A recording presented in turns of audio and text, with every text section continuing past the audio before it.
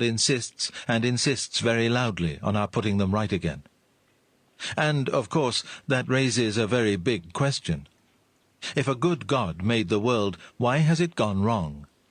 And for many years I simply refused to listen to the Christian answers to this question, because I kept on feeling, whatever you say and however clever your arguments are, isn't it much simpler and easier to say that the world was not made by any intelligent power?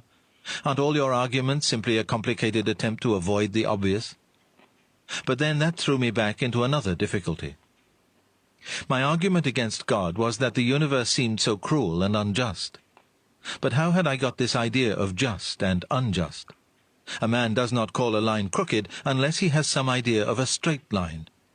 What was I comparing this universe with when I called it unjust? If the whole show was bad and senseless from A to Z, so to speak, why did I, who was supposed to be part of the show, find myself in such violent reaction against it? A man feels wet when he falls into water, because a man is not a water animal.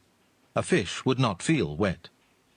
Of course, I could have given up my idea of justice by saying it was nothing but a private idea of my own. But if I did that, then my argument against God collapsed too. For the argument depended on saying that the world was really unjust, not simply that it did not happen to please my private fancies. Thus, in the very act of trying to prove that God did not exist, in other words, that the whole of reality was senseless, I found I was forced to assume that one part of reality, namely my idea of justice, was full of sense. Consequently, atheism turns out to be too simple.